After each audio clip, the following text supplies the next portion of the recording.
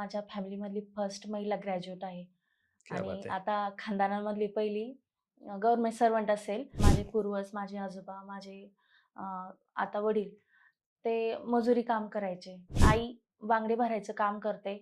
शेजारच्या गावी किंवा स्वतःच्या गावी फिरून ती दारोदारी फिरून सर्व्हिस देते. जरी अडाणी असले तर माझ्या आई-वडिलांनी मला झाडू आणि भांडी हातात न देता पेन दिला. तुम्हाला कधी प्रेशर नव्हतं लग्नाचं? सर मला खूप प्रेशर होता. 10वी पासूनच मला स्थळं येत होती. पी-वाय-क्यू मला मला अँगल कळलं, कोणत्या बरोबर. टॉपिकवर कसे क्वेशन येतात आणि कोणत्या टॉपिकवर आयोगाचं विचारण्याचं अँगल जास्त आहे. पुण्याला आले, लायब्ररी जॉइन केली.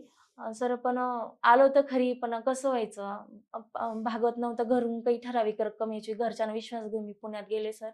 पण घरून ठराविक रक्कम येत होती. घरच्यांना माहीत नव्हतं पुणा सिटी कशी आहे आणि किती खर्च लागतो हे त्यांना माहीत नव्हतं. संध्याकाळचे 4 ते रात्री 11 पर्यंत मी हॉटेलला वेटर म्हणून काम केलंय. जे पोस्ट मिळवण्यासाठी मी काही पण करायला तयार होते. मोबाईल दूर ठेवला, WhatsApp नव्हतं सर त्या काळामध्ये आणि सोशल मीडिया कोणताच नव्हता. आई-वडिलांना नावच ठेवत होता, तुम्ही मुलीला का शिकवता आणि शिकून काय होणार आहे? पहिली गोष्ट मला माझं घरच्यांचं दारिद्र्य संपवायचं होतं आणि मला स्वतःला सिद्ध करायचं होतं. जोपर्यंत मी अधिकारी होत नाही, तोपर्यंत माझा लग्नाचा विषय काढू नका. खूप मेहनत केली सर, कारण शेतातली कामं केली होती. कधी कापूस वेचणं, डाळिंब तोडणं, खुरपणी करणं, भुईमूग काढणं, शेतातली कामं केली. खूप डिप्रेशनमध्ये गेले होते. माझा 2022चा रिझल्ट गेला. माझ्या आई-वडिलांचा पण सत्कार केला. पालकांनी तिच्या हुंड्याची तयारी न करता, तिच्या हुंड्यासाठी पैसे न इन्व्हेस्ट करता, तिच्या शिक्षणावर इन्व्हेस्ट करावं, जेणेकरून त्याचं परती आपल्याला चांगलं मिळेल.